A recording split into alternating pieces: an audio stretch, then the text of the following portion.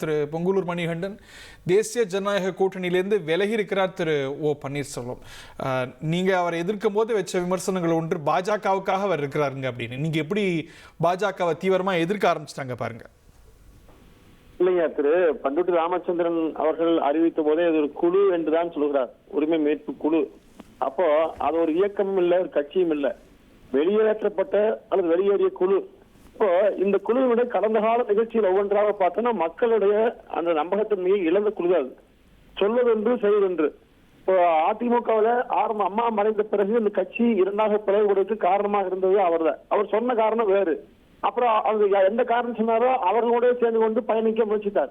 அப்புறம் திரு பண்டுட்டி ராமச்சந்திரன் அவர்களை பொறுத்தவரையில் அது எம்ஜிஆர் காலத்திலிருந்து இன்று வரையிலும் அதிமுகவுக்கு விசுவாசமாக இருந்தவரே கிடையாது.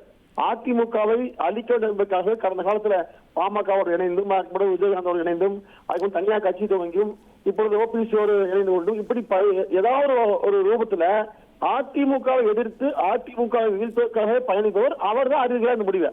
அப்போ ஏற்கனவே நம்முடைய தொலைக்காட்சிக்கு அளித்த ஒரு நீண்ட ஒரு உரையாடல்ல தெளிவா சொன்னாரு. அதுவே பார்த்தா முக்கியமா முன்கூட்டி எடுத்து முடியாது. அப்போ திரு பன்னீர்செல்வத்தை அவர்களை மிக தவறாக நடத்தக்கூடியவர் திரு பண்டுட்டி ராமச்சந்திரன்.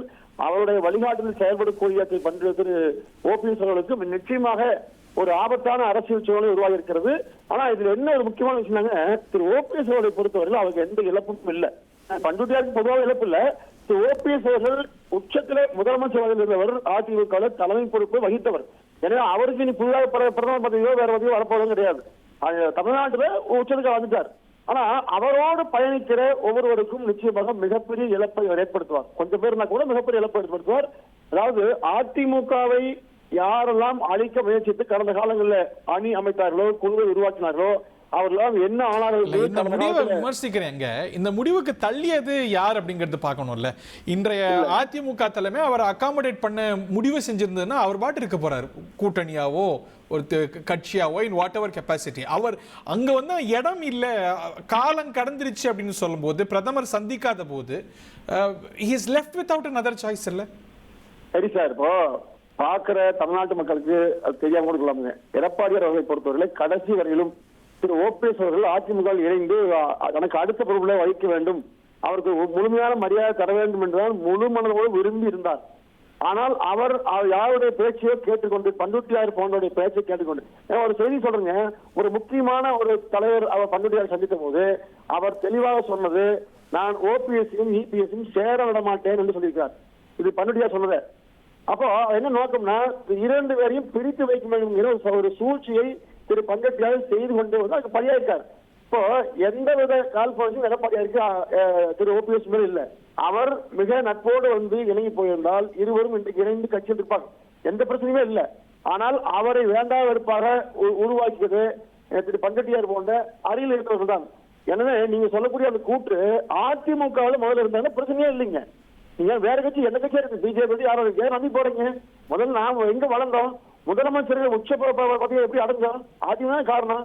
அப்ப அந்த அதிமுகவை வீழ்த்துவதற்கு நாம ஏன் முயற்சிக்கிறோங்க? இப்போ ஒரு முறை 3 முறை முதலமைச்சர் ஆச்சு, உச்ச பதவி வந்துட்டோம். இனி அந்த கட்சியை மீண்டும் ஆட்சி கொண்டு ஒரு தியாக உணவோடு அவர் பேசியிருந்தா எல்லாம் மறைச்சிருப்பாங்க. ஆனால் அதிமுகவை எதிர்க்கிற வீழ்த்த முயற்சிக்கிறதோட தொடர்ந்து பயணித்த விளைவுதான் இன்றைக்கு மிகப்பெரிய ஆபத்து. குறிப்பா சசிகலாமையார் கடந்த காலத்தில் சொன்னாங்க திமுகவோடு இணைந்து போறார் அல்லது திமுக தான் பின்பற்றத்துக்கு சொன்னாங்க. இப்ப அதே மாதிரி ஓபிஎஸ் பண்றாங்க. காலையோட நடைபயிற்சிங்கிறாரு. நிச்சயமாக அரசியலில் நடைபயிற்சிங்கிறது திருமண நிகழ்ச்சி என்பதெல்லாம் முதல் ஆபத்தானதா.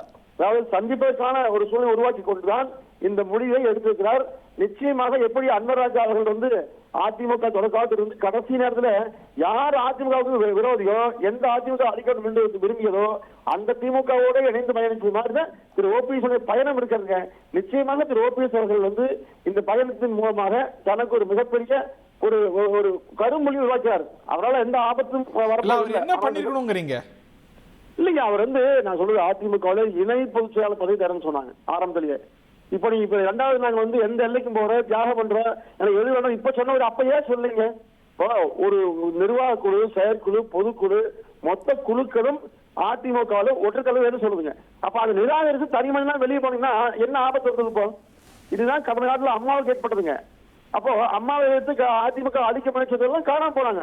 அதனால இரட்டைகளால் வாழ்வுபட்டவர்கள், இரட்டைகளால் வளர்ந்தவர்கள், அறிமுகமானவர்கள் அதையே எதிர்த்தால் நிச்சயமாக இயற்கைக்கு முரணான செயலது. ஓபிஎஸ் அவர்கள் அதிமுக எதிர்த்தது, விரோதித்தது, அந்த கட்சியை அழிப்பதோடு சேர்ந்து பயணித்ததுதான் மிகப்பெரிய ஆபத்தை உருவாச்சுங்க. இப்போ திரு ஓபிஎஸும் டிடிவியும் இதுக்கு முன்னாடி நாங்கள் வந்து இடது கம்யூனிஸ்ட் வலது கம்யூனிஸ்ட் மாதிரி செயல்படுவோம் அப்படின்னு இதே திரு பண்ருட்டி ராமச்சந்திரன் தான் 2 பேர் இணைஞ்ச போது அறிவிச்சாங்க. ஸோ வரலாறு பார்த்தா 2 கம்யூனிஸ்டும் பெரும்பாலும் வித் ரேர் எக்ஸப்ஷன் சேர்ந்தே தான் இருந்திருக்கிறாங்க. So Thiru TTV Dhinakaran will follow suit நினைக்கிறீங்களா? இல்ல, அதாவது திரு டிடிவி தினகரன் அவர்களை பொறுத்தவரையில அவர் சரியா விமர்சனம் ஆயிருந்தா கூட அவர் வெளியில தனி கட்சி தோங்கிட்டார், அங்க தனியா போயிட்டார். ஆனா இவர் இன்று வரையிலும் நீதிமன்றத்துல நான் தான் கட்சி என்று வழக்கு போட்டுட்டே வர்றாரு. இப்ப நீங்க நான் எந்த தியாகத்துக்கும் தயார் சொன்னவர் எப்பவாவது வழக்கு வாபஸ் வந்தாரா? வழக்கு போடுறதுனால ஒன்னும் ஆக போறது இல்லைங்க. அந்த தியாகத்துக்குள்ள வழக்கெல்லாம் வராதா? இல்ல, அப்படி இல்லை சார். நீங்க அந்த தியாகம் எதுக்கு, அந்த வார்த்தை எதுக்கு? நீங்க அப்படிப்பட்ட மனோபாவ நிலை உடையவர், அவ்வளவு அதிமுக பாதுகாக்க நினைப்பவர், வழக்குகளை எல்லாம் வாபஸ் பெற்று விட்டு நேரடியாக எனக்கு அதிமுக வென்றால் நின்னா நீங்க சேர்த்துப்பீங்கிறதுக்கு என்ன உத்தரவாதம்? நீங்க அந்த மாதிரி எல்லாம் ஒரு கீழே எடப்பாடி பார்க்க மாட்டாங்க. யாரா இருந்தாலும் அரவணைக்கூடியவர். அப்படி அவர் மீது இன்றைக்கும் மிகப்பெரிய மரியாதை உள்ளவர். அவர் நிச்சயமா சொல்றேன், எடப்பாடியாருக்கு ஒரு துளி கூட அவர் மீது அவர் நான் பர்சனலா பேசிட்டே சொல்றேன்.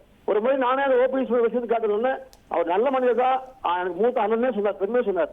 அவர் தொடர்ந்து யாருடைய பேச்சை கேட்டுக்கொண்டு, குறிப்பாக திரு பண்ருட்டியார் போன்றவருடைய பேச்சை கேட்டுக்கொண்டு அதிமுகவுக்கு தொடர்ந்து எதிராக செயல்பட்டது ஆபத்து. எடப்பாடியார் இன்றைக்கும் சொல்கிறேன், எல்லோரையும் அரவணைத்து தான் போக நினைக்கிறார், அது மாட்டுக்கிறதே இல்லை. அதிமுக மீது அந்த வம்பு வழக்குகளை உருவாக்கி கட்சி தொண்டர்கள் மத்தியில ஒரு மிகப்பெரிய சுணக்கத்தை உருவாக்கிய விளைவுதான் இன்னைக்கு அதாவது வெறுப்பா இருக்குங்க. வேற எந்த காரணம் இல்லை. திரு ஓபிஎஸ் அவர்கள் திறந்த மனதோடு அதிமுகவில் இணைந்து கொண்டிருந்தால் எந்த பிரச்சனையும் இல்லை, 2ஆம் இடம் மீண்டும் கிடைத்திருக்கும்.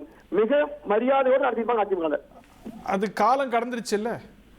இல்ல, காலம் கடந்துன்னு சொன்னா கூட இன்றைக்கும் வாய்ப்பு இருக்குங்க. நான் வழக்குகளா வாபஸ் வாங்கிட்டு இனிமேல் எனக்கு அம்மாவுடைய ஆட்சி மீண்டும் வருது, எனக்கு முதலமைச்சர் எடப்பாடியே வருது, எந்த இது சொல்லி அவர் வெளிப்படையாக அறிவிச்சாருன்னா அவர் சுயமாக அறிவிக்க வேண்டும். பண்ருட்டியார் போன்றவர் இல்லாமல் சுயமாக முடிவெடுத்து அறிவித்தால் நிச்சயமாக மீண்டும் வாய்ப்புண்டு.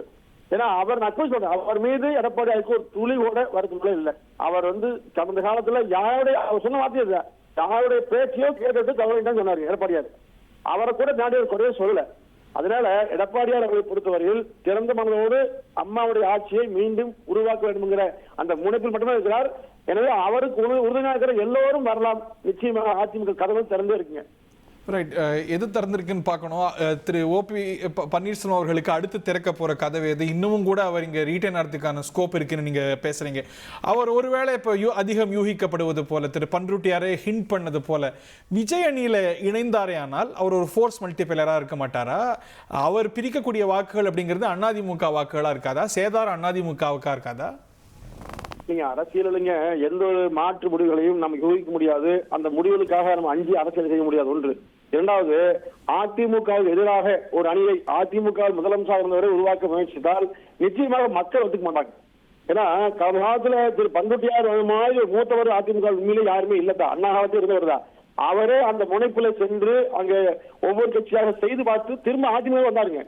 எனவே கடந்த கால அந்த பாடங்களை திரும்ப கொண்டு பார்க்கணுங்க. ஏன்னா வரலாற்று நிகழ்வு என்பது ஒவ்வொரு காலகட்டத்திலும் ஒவ்வொரு பாடங்களும். Thank you very much.